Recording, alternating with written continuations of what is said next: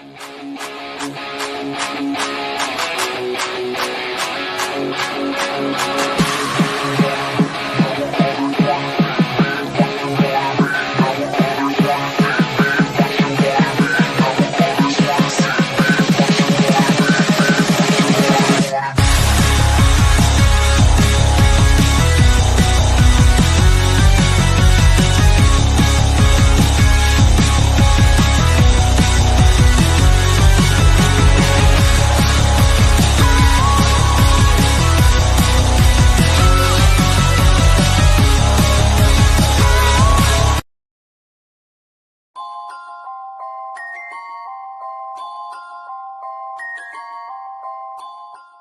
talk about playoffs. You kidding me? Not a game. We talking about practice. We thought they were, and we let them off the hook.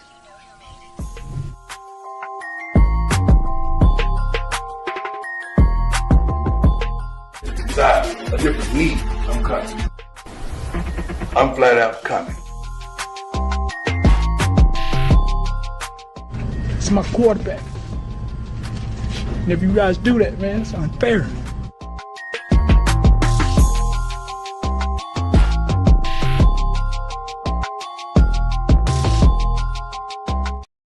Oh, hello. Welcome everyone to another edition of the Sports Report Podcast. I'm your host, Mr. William D. Morgan. We got a ton of things to talk about. We got some things going on in the NFL. We got some things going on in the NBA. Trade talks, Giannis acting a fool, Kobe White acting a fool. We got a whole lot of things to talk about. But first, let me go ahead and bring everyone in to join in on the fun. Let me bring on my co-host and the man who has forgotten more baseball than I would ever know. Seven, what's up, brother? How you doing tonight? I'm doing all right, man. You know, I don't know why people complain about their teams not making the playoffs. So this is the most relaxing end of an NFL season that I've had in a decade. Like, you know what? It's kind of nice to get a year off once in a while. Like, I mean, I don't want to be a Saints fan or anything, but a break is nice. A break is nice. Oh my goodness. I'm gonna have to eat some crow on Tyler's show, it seems, but we'll talk about that a little bit later.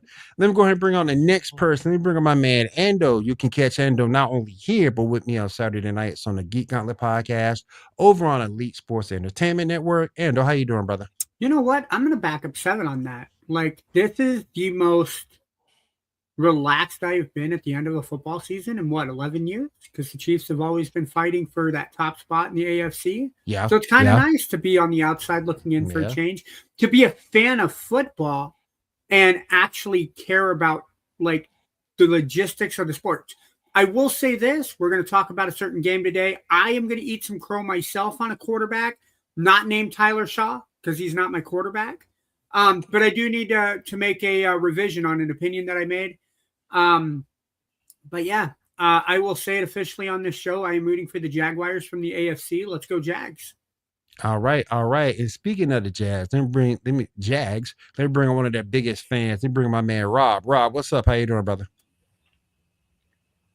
Jags fan right here, y'all. So just doing a couple of things. First of all, Will, Seven, Ando, let me go ahead and say thank you for letting me be an actual member on the podcast for today. It's really nice to be here. It's nice to talk Jags, nice to talk football. And yeah, Trevor Lawrence, man, he made a bonehead move, and yet he stuck it in, and he made sure he got the win.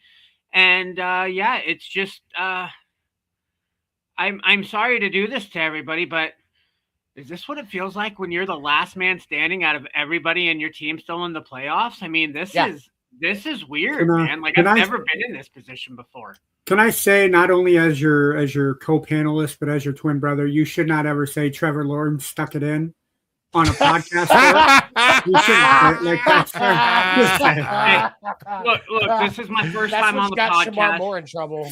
Oh, man. Look, this is the first time I've been on a podcast underneath my own name. I'm with my twin brother. I'm wearing a flat bill for the first time in a really, really, really, really, really long time, y'all. So I love I'm still that trying to get too. the That's hang. great. Yeah, that hat's Thanks, awesome. man. I'm gonna twist it around now because I like the backwards feel better. But we gonna have to. You gotta be careful, Rob, because there is HR here. HR is present. Shit. Okay. So right. you need to be ready for HR that. present. Yes, Got it. HR is present. Yes. We're gonna have to So- pencil you in for a 9:30 appointment because I have 9 solidified after every podcast. No, I sorry, just you'll have have to forms take. with his name already filled out. Everything's already done. It's already signed. I just have to put in what he did. It just saves me so much time. Between I had me and ChatGPT just draw it up for me. yeah, Oh, between me and Damien, you'll see Damien on the YouTube chat. Between the two of us, we have it pretty locked down. So I got you. I'm going to All start right. cutting Damien's pay at some point if it doesn't stop, man. He's agreed. Oh yeah, facts. All right, let's go ahead and get on to our main story for the night. As you can see up at the very top there, are the Raiders truly tanking? Is this a rebuild or a total collapse? And they did lose to the New York Football Giants 34-10. Look like they're tanking for that number one pick to me. That's just my opinion. Max Crosby didn't play. Brock Bowers didn't play. They just look terrible. And I'll take it to you. Can we just eliminate the big old fat elephant in the room? Go ahead. It isn't a tank if you just suck at football, right? There are just some things you don't do well, right? The Lakers don't manage egos well, right? The Chicago Bulls, since Michael Jordan left, they don't manage superstar expectations, right? Tom Thibodeau cannot set expectations for his players not getting hurt. The Raiders just can't football. Why are they the Las Vegas Raiders football team? I don't know. I think they'd work better as a ballerina or a Cirque du Soleil show. But the Raiders just don't football. Look at their roster. Geno Smith is your starting quarterback, and you think they're going to win games with Geno? Look, I know you made the playoffs a couple of years in Seattle, and we are many years outside of Geno Smith, the New York Jets football quarterback. But this is still a really bad team. Like, the Raiders do not have the pieces necessary to win the football games, and you're absolutely seeing that going on now. To lose to the Giants by 24 points shows that this team is nowhere near where it needs to be for football expectations. I think they deserve to get the number one pick. If I'm the Raiders, I'm trading out of that number one. A quarterback is not going to save that franchise. Trade back, get some more draft picks, get Pete Carroll out of there, get a young offensive-minded coach to take over as your head coach. If you want to leave Pete Carroll on as like an advisor, I think that's a smart move. He has some kind of recruiting technique with him being at USC 20 years ago, but I don't think it's a matter of tanking. I think it's a matter of that team is so far down in the hole that it looks like they're tanking. I think it goes deeper. I think the sign that they were tanking was at the start of the season, because the Ando kind of touched on it. You've got the decision to bring in Geno Smith. You've got Pete Carroll. It is very clear now, and I don't think it gets said enough, that the reason that Seattle team looked as good as it did when Pete Carroll coached it was because of how stacked that roster was, and the fact that all those guys knew was to just go. Whereas now you have a Raiders roster who has very little talent in it, who needs to be coached. You're not going to get anything other than what you've gotten out of this roster with a Pete Carroll type coach. I do think that a coaching change is going to come from them. And then that will decide whether or not they keep or trade up with the number one pick and what's on the table. Because if you can get a solid quarterback that's going to secure your future using that number one pick, whether it's trading it, because I don't think any of the options coming out of this class are really number one pick quality for quarterback, but let's just say that's what you want to get. Even with that, unless you have the right coach for that quarterback, you're still wasting it. So they have a lot of needs though. And that's where you can kind of look at it, because otherwise you're just wasting a pick like you did last year. Having Ashton Jeanty on that team is like having a Lamborghini and using unleaded gas and oil changes from fucking Jiffy Lube. Like it is a complete waste of talent having him on that roster. And for Max Crosby walking out after he was told he was going to get sat for the rest of the year because they want to tank, Anybody that criticizes Max Crosby doesn't understand professional athletes. All he wants to do is win. He's a killer, and every team in the NFL wants Max Crosby on their roster. Every team in the NFL wants Max Crosby on the roster. What's up, Mo? Maybe not Cincinnati because they don't want to pay him. Mo, what's up, bro? I mean, honestly, like as far when we're not looking at money, I'm talking talent. Oh, dude, yeah, absolutely. Money aside, talent. Every team in this league wants Max Crosby on the roster. Yeah, and he just wants to win. And so, to those criticizing him for being mad about the fact that they told him that they were going to sit him, the dude just wants to play. Mm-hmm. He's an athlete. He is one of those guys you want in the locker room, and I would be pissed too. Honestly, I'd be pissed too. Let me check notes here real quick. Hang on. Raiders ain't tanking, they just trash. When your three best players are Max Crosby, Brock Bowers, and Mayer, and two of those players are in the same position, you have problems. I don't think they're tanking. I just don't think they're that good. And it's really sad that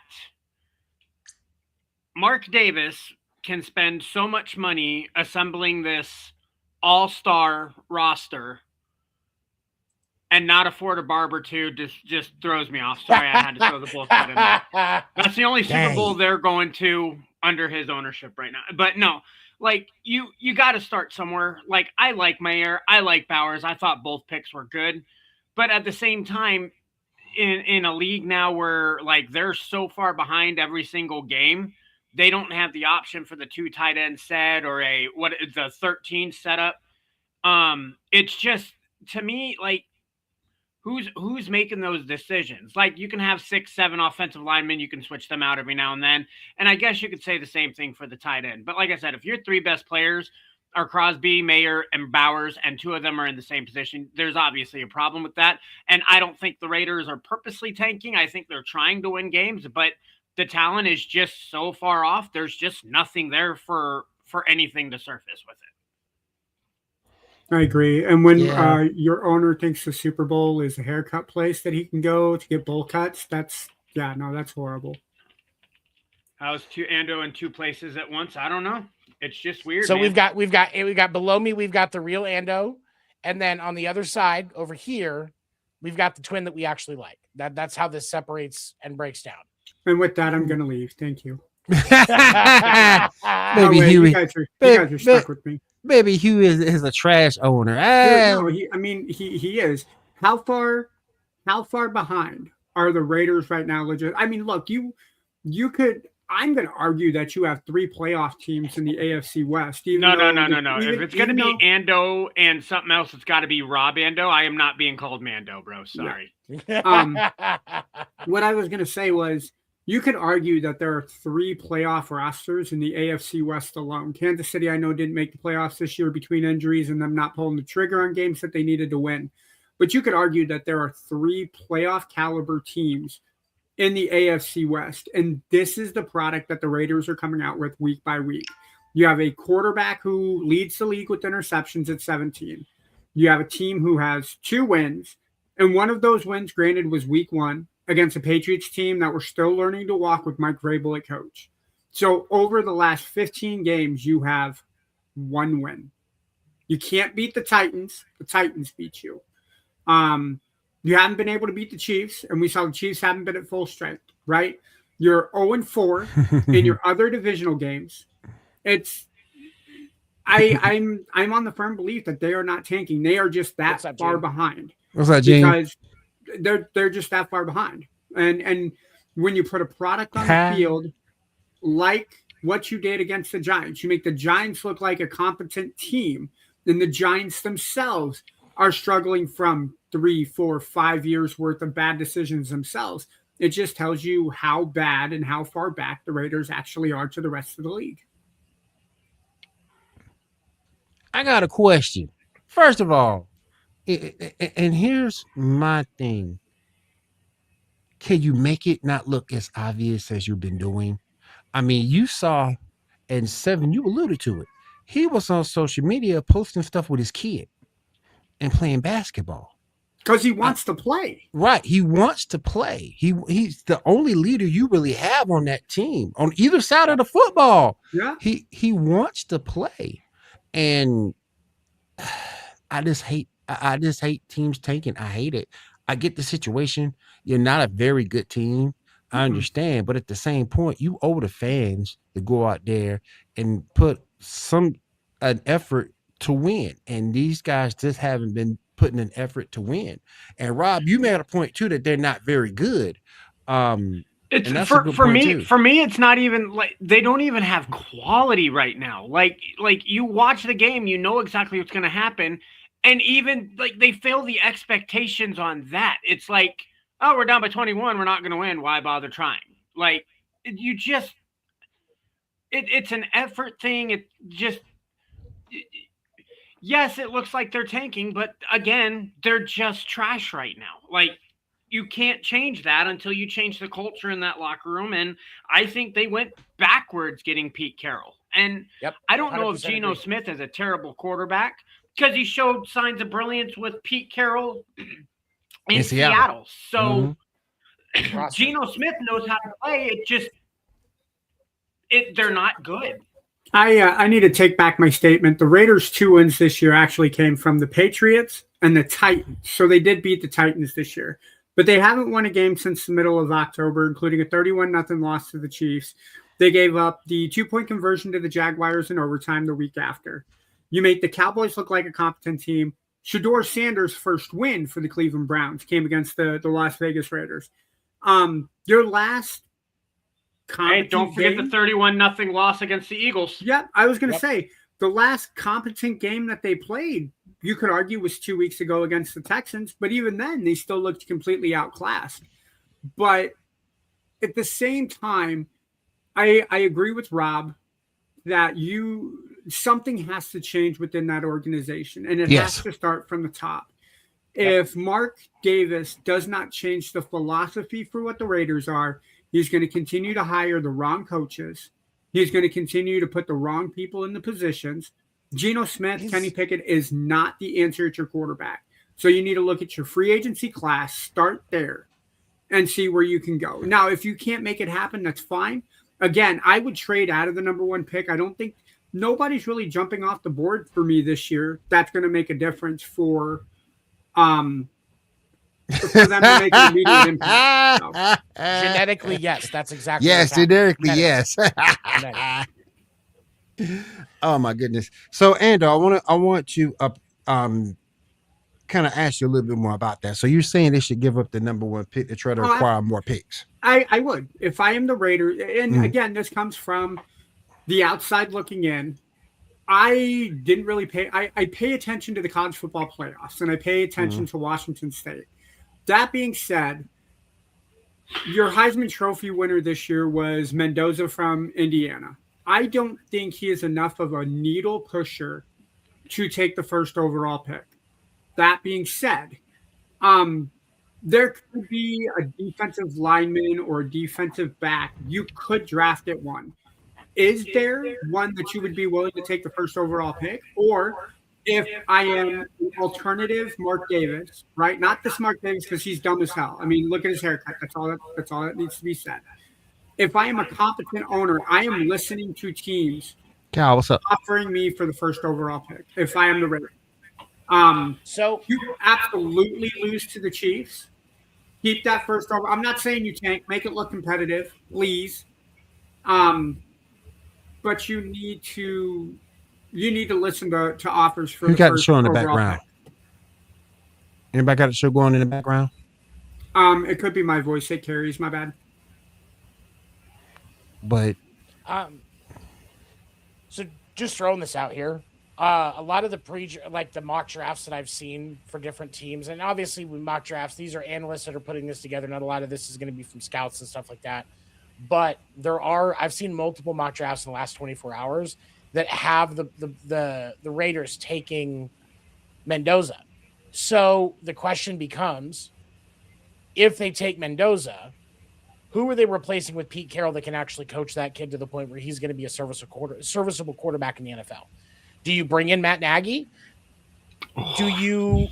I don't think Matt Nagy's a great coach. I'm just saying, like, who do they try to actually bring Fernando Mendoza to NFL life? Because he's not that's not a pro style offense that they run. He is not NFL ready right now. So if that's who they're going to grab, who are they going to have coach him to get him ready in time? That's the $1 million question, I feel like. Yeah, but which offensive coordinator is going to be like ready to venture out on his own? Like, which way do you go with that? Because Mendoza is going to need somebody who's going to be offensive minded. And let's take a look at this. Trevor Lawrence. Doug Peterson was said to be a really good coach. He was going to open up with everything as far as getting Trevor Lawrence after the disaster that was Urban Meyer. He didn't do it. Liam Cohen came in and they're all, oh, hey, Jaguars were 4-13. There's no way that they're going to open up the offense. There's no way that they're going to push him to be an elite quarterback. And is Trevor Lawrence elite this year? I would say he's better than mediocre, and I would say he's probably at the good level. But if you look at the last 5 games, 15 touchdowns, and I think maybe 3 or 4 interceptions. Trevor Lawrence has been opened up because an offensive-minded coach took the reins and said, I'm going to open up around you. I don't see anybody that offensive-minded being able to come out and put Mendoza into a position where he could be offensive ready. There's no offensive coordinator that's going to do that, yet alone any head coach who would be able to step in to do that. You're going to need somebody who can put the offensive pieces together and a coach who can keep the defense together long enough for them to start making a splash. And I would probably guess 2-3 years. And that's something Oakland, Las Vegas Raiders haven't been able to do. Like, no results, quick, get them out. No results, quick, get them out. Tom Cable, I think, has been their best coach in the last 20 years. He went 6-0 against the AFC West, and they still fired him because he had an 8-8 after one season. So you got, like I said, the culture's got to change. You have got to get this guy. If you're going to take Mendoza with the first pick, you got to find somebody who's going to be able to train him and get him comfortable, and it's going to take a couple of years for that to process. Agreed. I agree with this statement right here. Yep. 100% agree. I don't think maybe next year, but not out of this class. No, because I don't see none of these guys in Mendoza. I don't see Simpson. I don't see Nussmeier from LSU. I don't see any of these guys. Dante Moore from Oregon. I don't think he's ready. I think Dante Moore might be the most ready out of them. But even you put him with a rookie coach learning a brand new system. I agree with Rob. This Vegas turnaround is going to be at least 2, 3, 2 or at this point. Yeah, at this point, I mean, you have to go. It's not going to be an instant turnaround. And I agree with Kyle. You start with that offensive line. If you're going to draft, that's why I think the Raiders should draft back, because they have too many holes and too many patches. Seven said it best. Crosby is the best player on that team. After Crosby, it's Brock Bowers and Mike Mayer, which is 2 tight ends. So you don't need to draft another tight end for like 10 years. You should not have any inclination for tight ends. I don't care if it's Travis Kelce the second that's coming out of Cincinnati. You do not draft another tight end. But there are too many other issues that the Raiders have. If you can get an additional 3 or 4 picks over the next 2 years, it speeds up the process. Right. You have $100 million in cap space. Now, the other issue that you're looking at with Vegas is because they are such a dumpster fire, who's going to want to play for that organization? I get that the money's right, but who's going to want to come to Vegas and play? You're playing 3 of the tougher teams in the division with Kansas City, Los Angeles, and Denver. We can argue Denver's defense is very solid. Kansas City's is very good most days. I mean, they just held Denver to 20 points on Christmas Day. And the Chargers, when their defense is healthy, is a very solid defense. So you need an offense that is not going to get beat up by those top 3 defenses. That's the way I look at it. You got to fix the offensive line first and fix the defensive pieces, and then pick up your stalwart talent for your wide receivers, and you got Ashton Genty. So if you can get an offensive line, Genty will be fine. We got a question. Yeah, that's where the here. only Tyler, our buddy from the Geek Gauntlet podcast, wants to know who will be the Super Bowl teams this year. It is impossible to say. It is impossible. It's New England and San Francisco. As a fan with their team still in the fight, I honestly feel all of the offenses in the AFC are probably the best offenses I've seen. Like most of you have at least one or two teams where just their defense is really good and their offense is good enough to take them to the dance. Every single one of these teams in the AFC has an incredible offense when they're on. The two teams that scare the living crap out of me are Jacksonville, because they're my team and I trust in their defense because they've shown it in their 6-7 game win streak, and the Houston Texans. The Texans have shown what they can do if they can get the pressure on the quarterback, get their defensive backs into position to make the plays.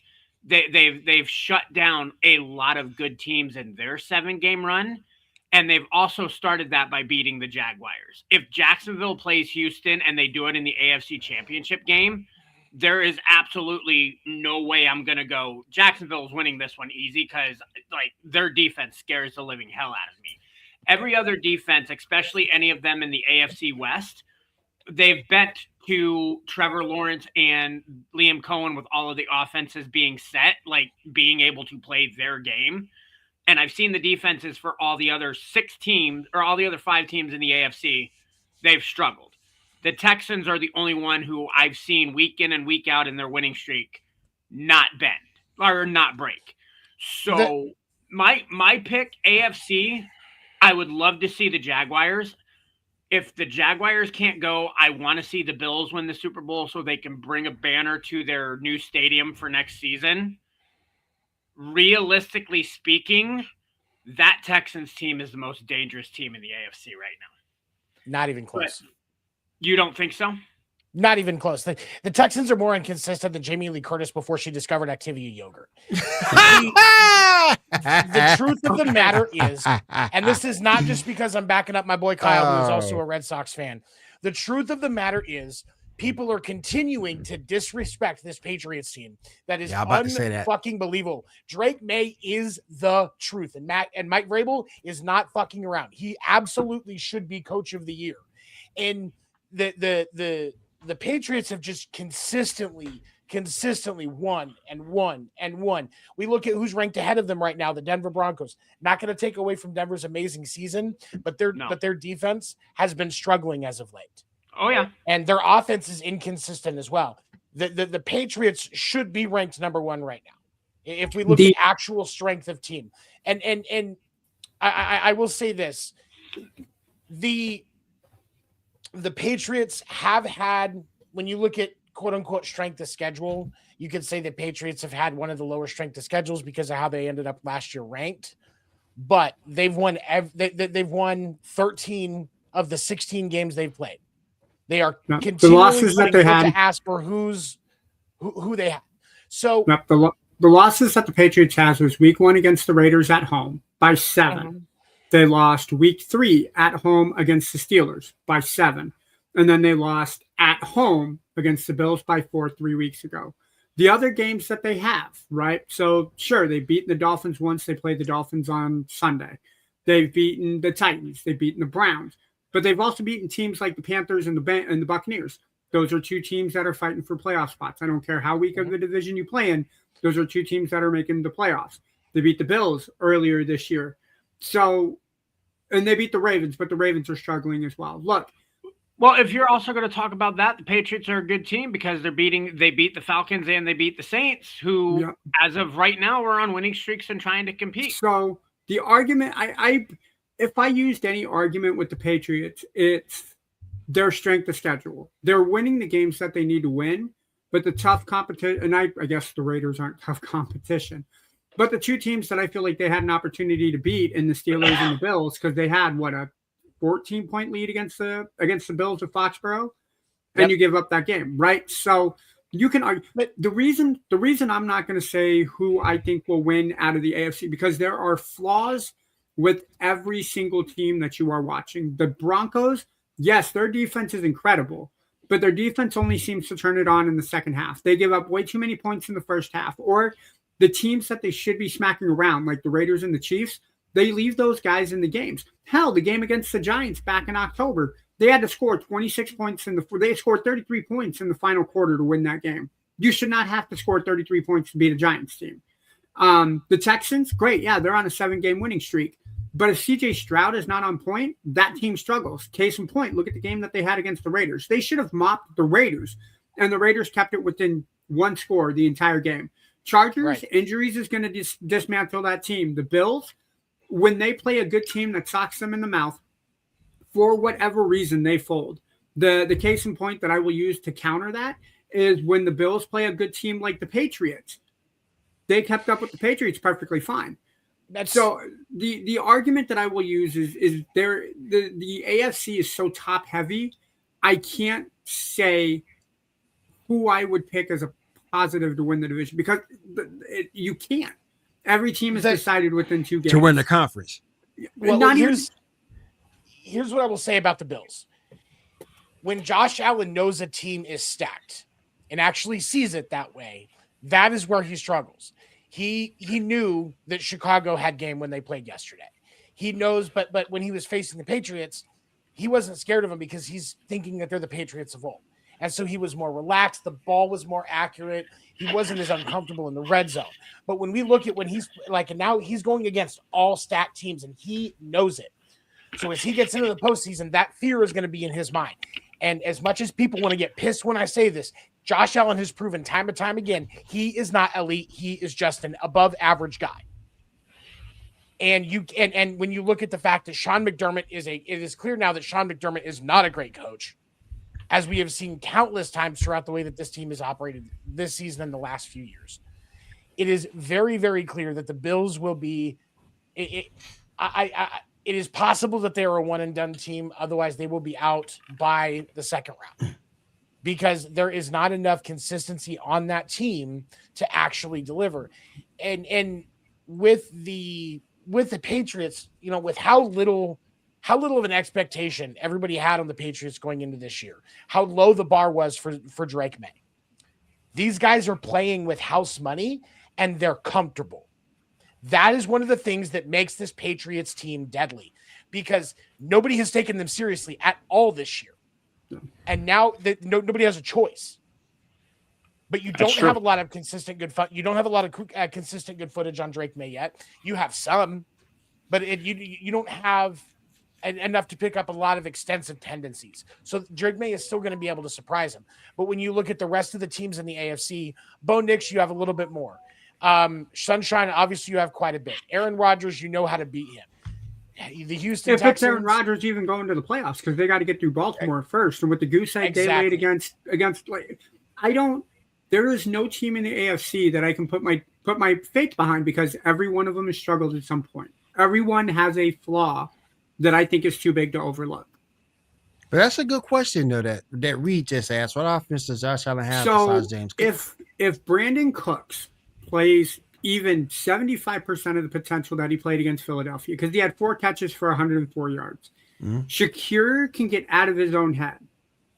And you're fine. Like, the offensive line is okay. Look, Philadelphia's front 4, front 7, you can't argue it's one of the best in football. It's what's keeping Philadelphia in the game. You can't argue that. Yeah. So look, you're a missed extra point, technically 2 missed extra points away from beating Philadelphia.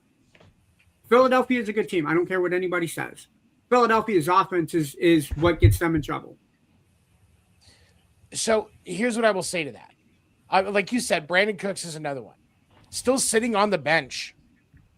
They do have Gabe Davis and Keon Coleman, which aren't consistent, but they can still deliver. Yeah. He had Dalton Kincaid, but obviously Dalton Kincaid is injured. Dawson Knox is still a good tight end. Yeah. And I don't think he quite gets the credit that he should. But then you also have, when you look at that offensive line, it has been somewhat inconsistent, and I will grant him that. But when you look at how he performed yesterday in that 2-point conversion. Whose fault was that? Whose fault was it that they didn't get that 2-point conversion? That was on Josh Allen. Yeah, that was on Josh Allen. Yeah. The whole, and this is my point. It is not necessarily about the talent around him, because Patrick Mahomes has had plenty of situations where he didn't have talent. They were having drop issues. You know what they did? Went to the fucking Super Bowl, and they had, because of the how they finished the year before, winning the Super Bowl 2 years in a row. They had one of the hardest schedules in the game. And guess what? They still got there. So don't give me talent. That's a bullshit excuse. You cannot excuse the shitty play of Josh Allen. You can't. No, this is true. This is true. See, and something else I'll answer with saying, like, who's going to deliver when anything goes. To me, it's not like who's going to step up when the time calls for it. And to me, yeah, New England doesn't have any primetime playmakers. They're still winning games because they are making moments where people can step up and do it. Jacksonville was supposed to have Hunter and BTJ. Their best receiver is Jacoby Myers, who they got late in the season. Denver doesn't have any big playmakers on offense. It's been trust by committee. So for me, and you know what? I will give Drake May credit. Go to timeout. Reed, go to timeout. I think Drake May should be lining up for MVP with that, but hey, no, who's going to step up for the game? And everybody has had people where it's like, oh, he's supposed to be the big talent, and yet they drop the ball. And then it's like, oh, well, if they drop the ball now, they're going to – and they do it the next time. So who's going to – to me, like, yeah, you guys can have playmakers, but you need those playmakers to make the plays when the time calls for it. Put Reed's thing back up there. Let's talk about this for a fucking minute. Because I'm sick of this fucking narrative about the Chiefs and the refs. Because here's the thing. When we look at the way these games are called, there is an average of 3 penalties or 3 plays across the Chiefs game where people are like, oh, the refs helped him out. Oh, the refs helped him out. There's 150 fucking plays in an NFL game. Don't give me this bullshit excuse about the fucking refs. Play the goddamn game and do it right, and don't fuck up as much. And the fact that the Chiefs are fucking up if the refs are actually helping the Chiefs, will not hold against you. Just play the goddamn game correctly. It's not that complicated. Ando can attest to me for this. It's a bullshit excuse. Ando can attest to me for this. For the last 7, 8, 9 years, I have been saying that the refs have been fucking terrible. Like, there's no excuse for the way that they've been calling the game. It is across the league, but because the Chiefs are winning, they're the ones who are getting the refs. It's like, no. Fuck that. It's if we're gonna call one ref, if we're gonna call it against the Chiefs, you need to call it across the board. Because I've seen blatant pass interference and the refs go, we'll do it. But when then Jacksonville needs a freaking call and they've got a person jumping on their back, it's like, no, it's not. Oh, the prize receiver over there just got pushed. Flag. No, the refs have sucked all season. The refs have been terrible across the league for several years. Yes. You can watch any game and see bullshit calls or bullshit missed calls. It's just talked about the Chiefs because of how much they were fucking winning. It's a bullshit excuse. There's 150 plays in an NFL game. Mm-hmm. Don't focus on the 3. That's a loser's mentality. It is excusing bad play by your team when you blame the refs instead of doing the other 147 plays correctly. Yeah, here's my philosophy. If you have to blame the refs for a loss, it means your team didn't do the plays that you needed to, right? Because it's going to come down. If you think those 3 plays are the plays that make the difference, is those 3 calls, fix your shit, right? So we'll take the 13-second game, for example, because how many calls did the Chiefs get in that game? The Chiefs got like 4 penalties called, right, for them in the fourth quarter. And the Bills, every single time, managed to score and make it a touchdown, right? Yep. You make one change on defense. You stop Patrick Mahomes in that 13 seconds. It doesn't matter, right? The game is over at that point, right? You look at the Super Bowl 58, Super Bowl 57, when the Chiefs beat the Eagles. Everybody wants to complain that the Chiefs got that call on the final drive. Well, if you would have stopped the Chiefs earlier in the first half from stopping them from getting that punt return, or stop them on any of those other scoring drives, you'd be winning the game. But instead, you want to focus on that one call that happened at that one timely moment. People who do it like that are focusing on the wrong part of the game. That's why whenever the Chiefs get called for a penalty, or, hey, we gave up 4th and 6, we get a pass interference call against the Chiefs defense and we lose a game. Hey, what put us in that position to allow that fourth down to keep them in the game, right? You can't look at it as the referee screwed us over. If you're looking at the penalties as your do or die moment, you don't understand football, because football is an entire game. It is not one or two moments. It is the entire game. And here's the thing that I'll say about this. The Chiefs' struggles this year were not because they weren't getting calls. If we want to talk about, there were quite a few times where the Chiefs didn't get calls that they should have gotten. But that's not the excuse that we're talking about, because we know that our wide receivers weren't doing what they needed to do. That offensive line wasn't giving Mahomes the time. That defense was not executing like it was supposed to. It was above average, but they weren't executing like they were supposed to. Yeah. There were so many other things that went wrong before we talk about officiating. But we also have to acknowledge that officiating has been horrible across the entire league. But people just want to talk about Kansas City because they're the ones getting so much attention. Miss me with that fucking bullshit. Let's call out all of the officiating, or the fact that the NFL is getting ready to go through a CBA with the officials. There was a news story on it this week, I believe on ESPN. I saw it, where they want they are trying to do it to where the officials are actually full time, cutting down the dead period, having more training, so that they have more specific, more consistency as far as calls, and making them get more involved as far as like helping at training camps and stuff like that. So that all of the officials are far more seasoned and ready to go when the season starts. And they are fighting it. Even though they would make more money and it would be a full-time career for them, they are putting their foot down and not wanting to do it. Why? Because it puts accountability on them to actually do their job correctly. So until the officials are doing their job correctly, miss me with all that bullshit. It's a bullshit excuse. It shows weakness. I will also have you know that the Chiefs have been called for 112 penalties this year. Their opponents have been called for 106. So the Patriots are getting called more this year. Chiefs are getting called more. The Chiefs are getting called more this year. Yeah. So where's your said Patriots? I'm sorry. Chiefs, Patriots. It is. If the Chiefs had played better, then those penalties wouldn't have had the impact that they did. It's a bullshit excuse to rely on that. Or that's be a loser's mentality. Or be a real fan of your team and say that the referees didn't screw us over. Our team needs to get better. Now, let me head over to another game I did want to go ahead and talk about tonight. We got the San Francisco 49ers getting a huge win against the Chicago Bears, 42-38. Let me ask y'all a question, though. And I know they lost this game, but let me ask you a question. Two-part question. A, did you see the Bears being back? And B, are they back to being monsters of the Midway again? Can I start this one off? Yeah. Cool. I'm going to start off because I know Seven and Rob do this. Well, I want to publicly announce on this platform that I was wrong about Caleb Williams. Last year and most of this year, I have been all on the bandwagon of saying that Caleb Williams needs to grow up or he is not going to be an elite quarterback. Right. I would like to refresh my stand and say Caleb Williams is a top 10 quarterback. I know Seven is going to disagree. Look,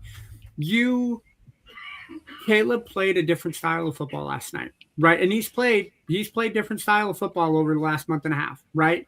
The game against Green Bay, he could have easily turned into, I'm going to go cry in my mom's arms because we lost the game. What did he do? He put his nuts up and he scored a touchdown. He threw a touchdown pass to a wide open receiver. Last night, no turnovers, no stupid plays. The kid kept his team in that game the entire 60 minutes that he was on the field. That takes mentality. The team has turned around because he is keeping control. He's taking better control of the football. You don't do that unless you're willing to mature, not only as a person, but as a player. He's taking Ben Johnson's advice. Who's the offensive? I forgot who the offensive coordinator is in Chicago. I know the defensive coordinator is Dennis Allen. Mm-hmm. So to answer Will's question, yes, I think the Chicago Bears are back. Isn't it Kellen Moore in? No, Kellen Moore is in New Orleans. Kellen Moore. He's the head coach. Yeah. But I think the monsters of the Midway are back. I know they didn't. No. They got one turnover last night for a pick six to start the game, but then they didn't get another turnover. Yeah. But teams are now scared to play the Bears, and it shows in a game like they had last night against one of the better teams in the NFC. Caleb just missed a throw at the end of the game, and he said it. He said it at the end game press conference that if he put a little more air, his guy had a shot at that ball. Look, Caleb has grown up a hell of a lot this year, and I think if we can continue to see the matured Caleb Williams that was drafted first overall, that doesn't make mistakes, that is doing a better job reading defenses. This is a scary Bears team. Now, personally, I hope they keep the 2 seed, make Philadelphia play the 3. I would like to see Philadelphia get their ass kicked by San Francisco in the first round. Sorry, Gene, if you're watching this. And then have Chicago play Green Bay, because I thought that was an amazing game the 2 times that they played. And I like it when division rivals play each other in the playoffs. I like that kind of rubber meets the road in the rubber match. Go ahead, Seven. Okay, so here's the thing. Caleb Williams has had flashes of good this year. I will not deny that. It's undeniable. But as a quarterback, let's talk about his numbers this year in comparison to last year, where he was getting fucking dragged, okay? Let's look at one of the things that I find to be a glaring difference, okay? Yes, he's getting more yards this year, but they also have been a lot more pass heavy. But let's also talk about this. Last year, Caleb Williams had a 62.5% completion percentage. That's a little bit above league average, right around it, but right in that range. This year, 57.5. He has had to work harder because he is missing more throws. And that is a recipe for disaster. It's why I have no faith in the Bears in the postseason, because if you have to rely on the accuracy of Caleb Williams, you are going to struggle. It is going to be an uphill battle. And last night we proved that you can't rely on that defense, because if either team brought their defense last night, that game would not have been what it was. That was an offensive shootout that shouldn't have happened, because both of those teams' defenses should have been better. And I will challenge one thing on that, Seven. The Bears defense showed up on that first drive. After that, they tanked. If they didn't do that, I say that's San fair. Francisco wins That's fair, because I say San Francisco wins by 2. I say San Francisco wins by 2 possessions. I agree with everything else that you said. I'm not a Caleb fan. I haven't been a Caleb fan. He has shown sign of brilliance this year. I will agree with everything that you say. But if you're going to be like, you have the mantra defense wins championships. Chicago's defense hasn't been great that year. Like, they've been good. They just haven't been great like they were in the past. You give me a defense like Urlacher, you give me Mike Brown, you give me the Bears of the early 2000s. Oh, yeah. Bears would be a dangerous team. If you're relying on Caleb Williams, the Bears will maybe win one game. But I'm not putting my money on the Bears to make the Super Bowl this year. Absolutely not. But if I'm looking at the stuff for the game last night. 7-0 started out with the interception. 49ers touchdown, 49ers touchdown, Bears touchdown. Niners touchdown, Bears touchdown, Niners touchdowns, Bears touchdown, Niners touchdown, Bears touchdown. And in the fourth quarter, when it was time for them to step up and continue the trend, Bears folded, had to kick a field goal. Niners went down, scored the touchdown. Caleb missed in the last 2 minutes of the game. So if you're going into a gunfight with Caleb Williams and another quarterback, I don't think I could pick Caleb Williams. Caleb Williams this is the sample of Caleb Williams. I can't trust him to win a football game at the end of the game. Yeah, he did good against Green Bay. Name the defensive players that were out against Green Bay. Now, I don't want to use injuries as an excuse. No, but it's a valid statement, though. I think it's not blaming. It's just a statement of like there's some causation there as to the the results that you got. Here's where I was going with this, though. Green Bay's defense was injured. Caleb Williams scored. Niners defense is injured more than Green Bay's. They still stepped up when it was time to play defense. And I will put more money on the Niners that they go farther than the Bears do. Because the Niners can play injured. They've proven they can play injured. They've proven that they can pretty much put in a janitor from San Diego and they can still win defensive games. So it's, again, their defense didn't show up yesterday, but at the same time, the 49ers have proven they can win with injured people. Look at Mac Jones winning games for Purdy when he was out. So this season, to me, San Francisco has proven that they are a plug-and-play team. I agree, and I will say I agree with what Kyle's saying here. This is a growth season for Caleb. Now he and Ben Johnson can build off of this year. I absolutely agree with this. But and this is a growth year because I'm pretty sure this is Ben Johnson's first year as a head coach, if I recall correctly. Yep. And so I do think there is accuracy there because I still think that Caleb has the potential to be even better. Yep. And I'm not saying that he's a trash quarterback. They need to trade him. They need to move on. I'm not saying any of that, because things that he has done this year, even though it isn't by much, he has gotten more yards. He's gotten more touchdowns, and he has thrown less interceptions. So there are signs of growth. Oh, yeah. But I haven't seen enough out of him to make me believe that he is anything other than an average guy right now. And I don't think he is a first, I don't think he's a number one pick talent. I haven't seen anything that gives me the belief that he's a number one pick talent. And he can grow into where you actually start to feel like you can see the true talent and where the number one pick comes from. But right now he hasn't earned it. I have not seen enough that he's earned it. Agreed. And again, judging him to his peers, not saying I could be better. I judge players against themselves. I couldn't do that shit. Yeah. My thing is this, and when you go back in and you look at the 49ers, and again, shout out to them. They've gone through hating on us. They've gone through every injury you can think of, every injury, and they've on their way to the playoffs. Still somewhat competing for that division. If you're talking about the 49ers, still number one as well. Yeah. They beat the Seahawks. They beat the Seahawks. They're number one. Kudos to them, and kudos to them for next man up and really sucking it up and getting it done. The problem is I don't trust Shanahan in the playoffs. Oh no, that's true. No, that's true too. That's true too. That's a very fair statement. Kyle, very do fair we trust statement. Shanahan in the playoffs? No, we don't. As Chiefs fans, we absolutely love that we can't trust Shanahan in the playoffs. We talked about earlier the Buffalo Bills choking. Wait, it is a tie game on Monday Night Football right now, 24-24. Yep. The Rams finally decided to start playing football. Good for them. Damien, I'm not a Chiefs fan, and I miss Eric Bieniemy. I need Matt Stafford to not touch the field again the rest of the game.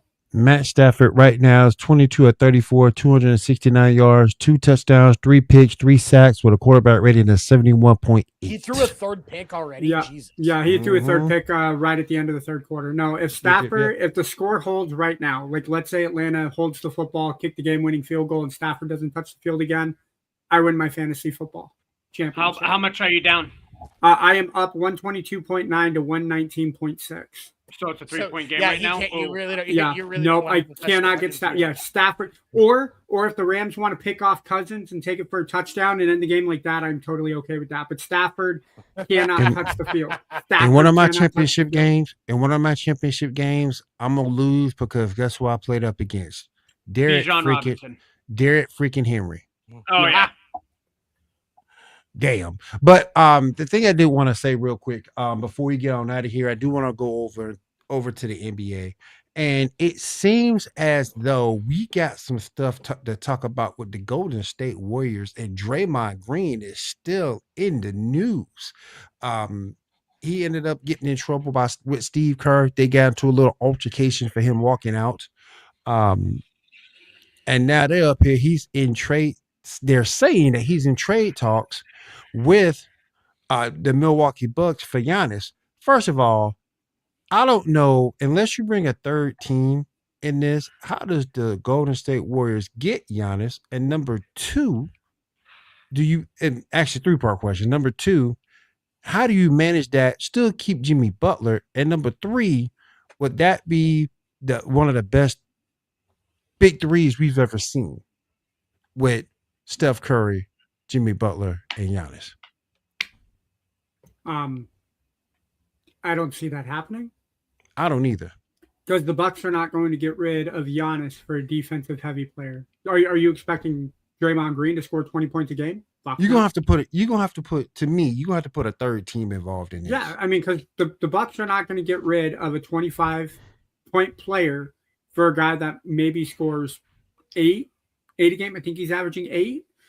You lost Damian Lillard to Portland in the offseason, even though he wasn't going to play this year. Right. Who's your next guy? Middleton isn't there anymore. Lillard's hurt. No, Lillard plays for Portland now. Lillard got re-signed by the Blazers. Don't don't forget now. Don't forget. Jonathan Kuminga is out there, but his players suffered because Steve Kerr lost confidence in him, and now he's averaging like 5 points a game. So, Damian. That's my twin brother, bro. So I'm a better Ando. So if you make this happen, you're gonna have to get a third team involved. Because last I checked, nobody wants Draymond, because Draymond is trouble, and Jonathan Kuminga has hurting his own value. He should have left when he had the chance. Yeah. I mean, go ahead, Sam. I was gonna say, because it's honestly, I think you're right, because like we look at what they've got for draft picks. They've got the first for 2026, 2027, 2028, and 2029. They've got a second for 30, and then a first and depending on a second for 31, and the first for 32. Like they've they would be sending all of their draft picks. Definitely for Giannis. That's what are the first round picks that the Warriors have? The next, I think it's the next, what is it? The next 4 years, the next 5 years. So 26, 27, 28, and 29. Okay. So so 26 would be the next round. So you could do 26, 28, 30, or you can do 27, 29, and 31. Because of the Stepien rule, you cannot trade back-to-back first-round picks without an exception. Right. So you could do 2026 straight up, do 2028. Lower team gets the better draft pick. Then go maybe straight up on 30. But I don't think you just outright trade all three without some kind of protection on the picks. Would I think we have to, yeah. Would OKC still outrun those boys with their young legs? Yes, I agree. Yeah. Okay, look, Oklahoma City proved that last year with all of the teams that they conquered in the playoffs, and with the start that they like. I don't know the exact numbers that they had because I don't follow basketball as much, but you're looking at a basketball team who's got, yes, SGA is by far the primary leader and the like centerpiece of that team, but you've got options all over that team. There is no way like you could cut one person off that team. Oklahoma City would still be a good basketball team. The only team that seems to have their number this year has been the San Antonio Spurs, and the San Antonio Spurs are just as young and versatile and deep as OKC is. If I'm going with San Antonio, you need to keep those pieces together, and you need to get a coach just like Greg Popovich. If you are doing the roundabout thing with that, there's no way that the Spurs are going to be keeping up with the Thunder. You have got to get a coach like Greg Popovich in there who knows what the hell they're doing and can keep that team together. Damian. Go to my office. Go to HR right now. Go right. Don't even wait till the morning. Go right now. I will say. Oh my goodness. Mitch Johnson, who took over for Greg Popovich as the head coach, is doing a really solid job with the Spurs. Oh yeah. I think they found their coach. Their roster is deep. When you got back-to-back Rookie of the Years in Stephen Castle and Victor Wembanyama, you got Devin Vassell, you got Keldon Johnson, you got De'Aaron Fox. When he gets healthy again, he'll be a really hard player to play with. Harrison Barnes coming off the bench. You got Kelly Olynyk coming off the bench. Look, this is a very stacked team. I think Will said it best. You have a very deep team, and this is a very young team. Bismack Biyombo, who they signed earlier this season, is 33. He's the oldest player on the team, besides Kelly Olynyk, who just celebrated his 34th birthday. You have 1, 2, 3 guys who are over the age of 30. You have one guy at the age of 30. This is a solid team. This is a team I think that will compete with OKC. How San Antonio has beaten OKC 3 times already this year is beyond me. Because they can run with them. I would love to see OKC and San Antonio in a 7-game series in the Western Conference Finals. I would absolutely love it. Because they can run with them. And it seems to me, Chet's scared of Wemby. That's what it seems to me. Well, who's the other guy? Hartenstein? Could be wrong. Hartenstein, I think, matches up better with Victor. So if you put Victor and Hartenstein together and leave Chet kind of in that sweet mid-range between the paint and the 3-point line, I think that's where they go. I think that's where they need to keep Chet.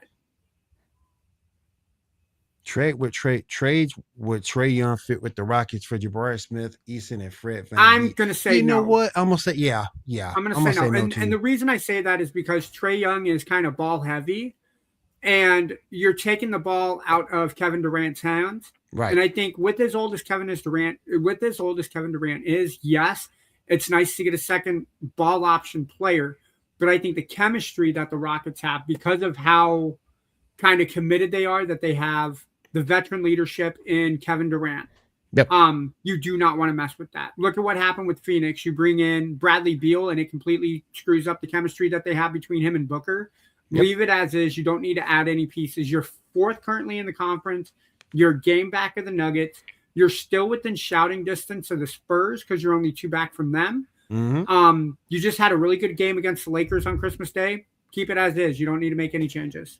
I do agree, though. At some point, the hole at point guard for the Rockets may start showing through. But right now, with the way they're playing, I'm keeping things status quo. Back to the NFL real quick. I do want to talk about. We talked about this. We talked about the Eagles choking. What about them Steelers? What about them Steelers? Oh my gosh! Aaron Rodgers is retiring after this season, and the Browns. Whether he wants to or not, the Browns did one hell of a thing to beat the Steelers and make next week's game, Sunday night game, primetime game. Falcons just kicked a field goal with 21 seconds left. Brandon, Stafford's going to get the ball back. Yeah, I don't. My butthole butthole is going to be puckered for the next 21 game seconds. One completion of over 30 yards and you're done. Real quick, Damien. Yeah, don't nobody want Patrick Williams, man. Yeah, no. Vucevic you can argue with, but Pat Will, no. Like you could. Yeah, Pat will trade for a half-off coupon for cotton candy and peanuts at the United Center, please. No, I got to get at least a full month of Xbox Live Ultimate. Can I get some cheap? I can go. Look at how Stephen A. Smith. How Stephen A. Smith you say? How Stephen A. Smith you say? Can I just have a $25 gift card to Scooters for P. Williams? Listen, can I get some? Listen. Can I get some Doritos and a Diet Coke for P. Will, please? That's all I want. That's all I want. Doritos and a Diet Coke for P. Will. Wouldn't call Kevin Durant a veteran leader. That is true because he sure wasn't that with any other team he's been with. That is true. That is exactly true. Damien got into the Rodgers stash with that one. Yeah, he did. Oh my God! We would not welcome Aaron Rodgers to wire. No. We're gonna give him the best offer because he can do ayahuasca on our show. We're not gonna say shit. I'm gonna say some Fox shit, and man, because CBS he's gonna be out there. Oh man.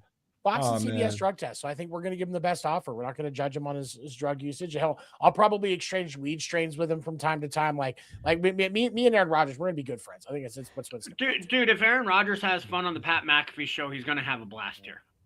I agree. I agree. I think he would be a great fit here. Facts.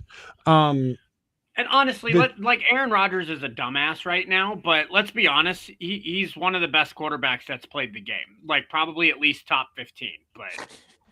Like it would be nice to pick his mind and like get to know things a little bit, but Stafford incomplete. Damn, what's up, man? Hey, Dan, 21 go. seconds left still. Taking your ass to HR.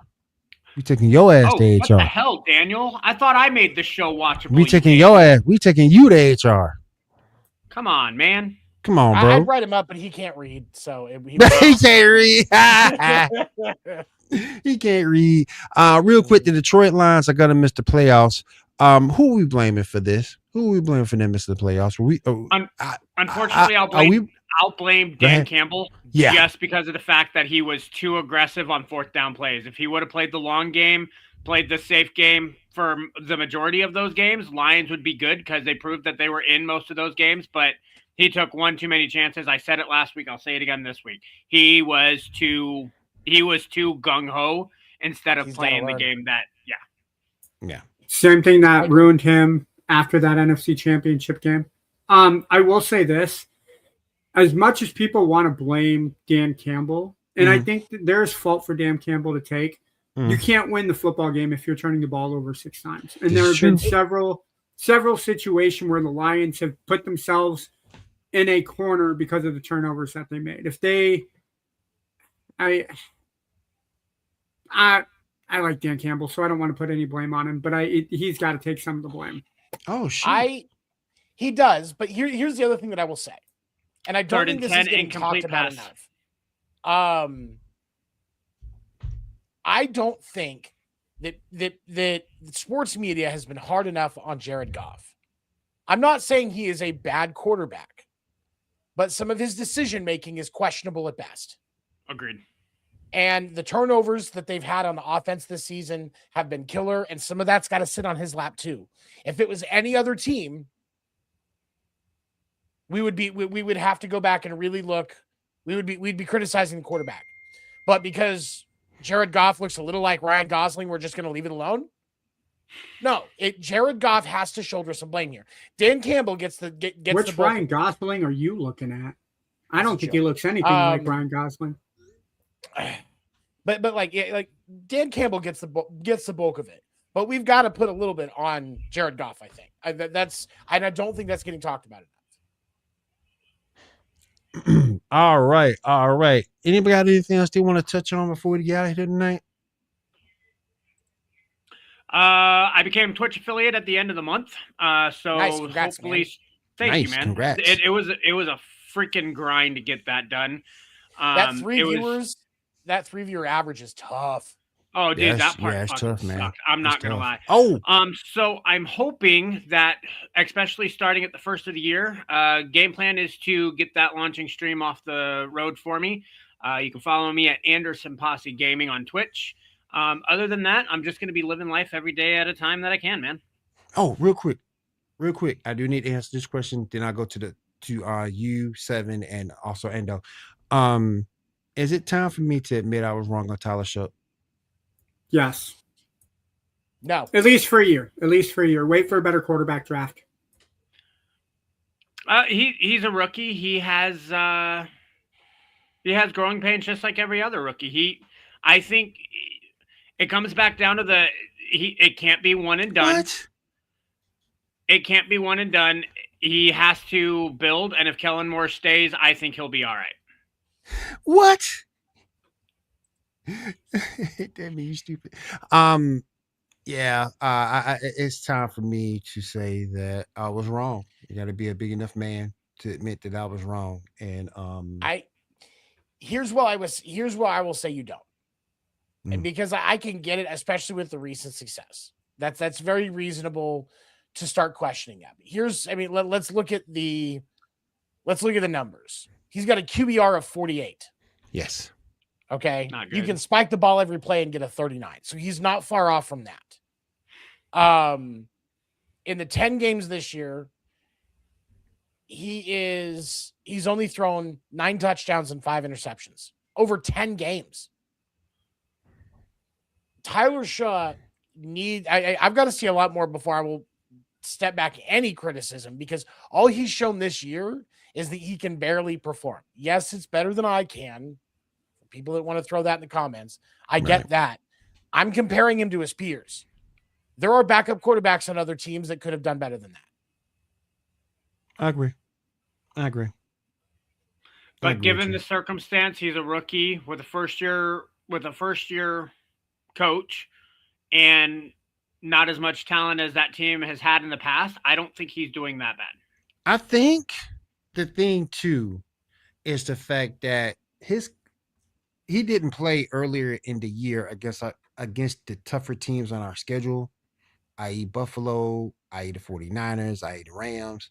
He didn't play any of those teams. He's going against the sisters of the poor, so to speak, and he's getting wins.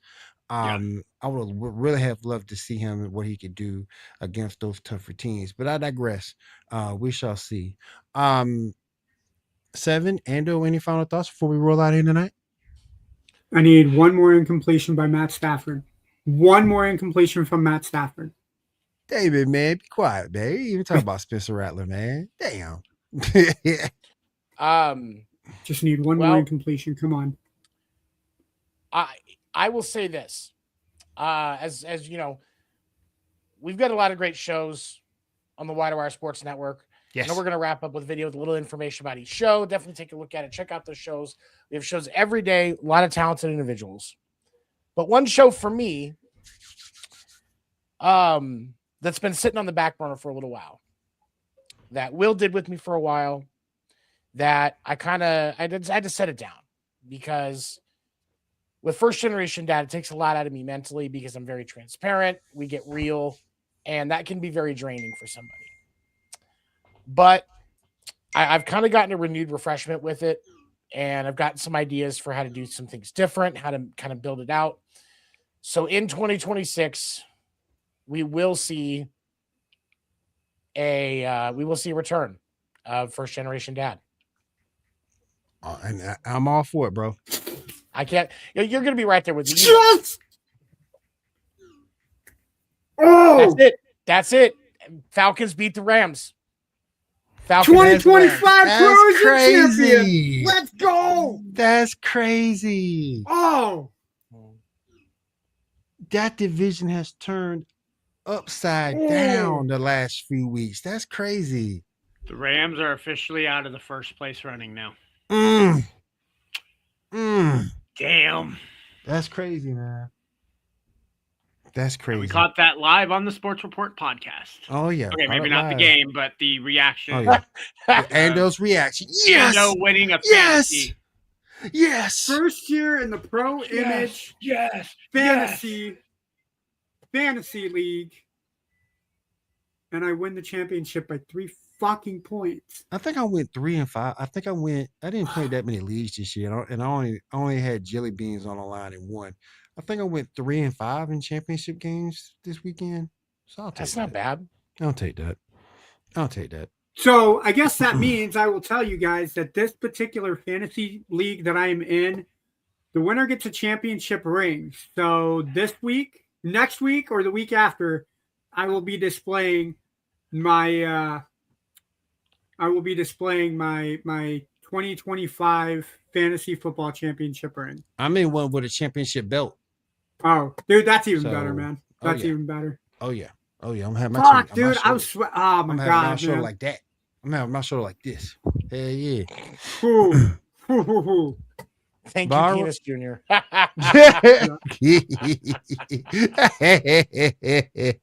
gonna put that one on the screen. Yeah. It's incredible that Atlanta has had 2 fairly black or real black quarterbacks whose last name are flaccid objects like that. Because you could argue that Vic did the same thing. You could change the V to a D and his name is Michael Dick.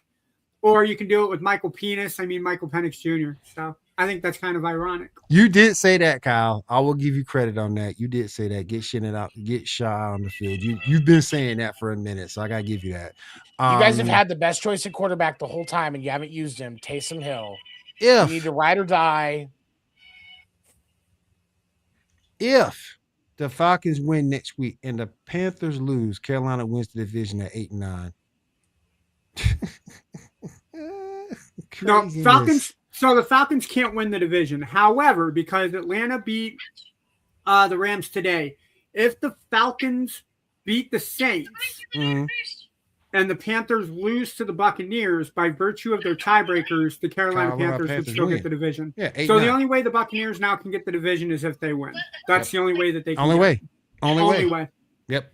Well, okay, so that's not entirely true. If the Falcons lose to the Saints, then the Buccaneers can't. No, I think the Buccaneers have to win it now. I think at this point, I think that's the only. Yeah, they have to. They have to win to get the division. Yeah. Actually, here I got NFL, ESPN playoff picture. Where is actually here? I'll just do it like this. ESPN playoff machine. Playoff machine, bro. Yep. 2025 playoff machine. We're gonna kick this right in the bud. We'll find out. All right. So they have Atlanta with the final. So week 18, if Carolina, let's say Tampa Bay wins, Mm-hmm. and Atlanta wins. No, Atlanta has to lose. If Atlanta beats New Orleans, even if Tampa Bay wins, because everybody would have an 8-9 record, Carolina, by virtue of their tiebreaker, would take the division. So Atlanta has to lose against the Saints in order for Carolina to win. No, in order for Tampa Bay to win. Tampa Bay to win. Okay, yeah, okay, Tampa Bay has to beat Carolina, and they need New Orleans to beat Atlanta. Because if Atlanta beats Carolina, Tampa Bay cannot get it. So Tampa Bay has to win, and New Orleans has to win. Gotcha. So are you hoping the Saints beat the Falcons so that the Panthers can guarantee their spot, or the Bucks can try to get in, or what are you doing, Will? Well, so the Panthers play first. The Panthers and the Buccaneers play Saturday at 4. So the Buccaneers have to take care of their business first, and then hope on Sunday that New Orleans beats Atlanta.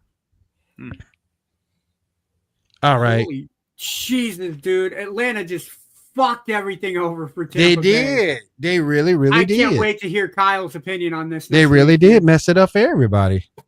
Well, but no, they didn't, because if Tampa Bay would have, there were a few games this year that Tampa Bay should have won that they lost. Yeah. If they'd have won those games, this wouldn't be a problem. Right. So this isn't. Agreed. Tampa Bay has nobody to be mad at but themselves. Particularly the Atlanta game they lost. Yeah.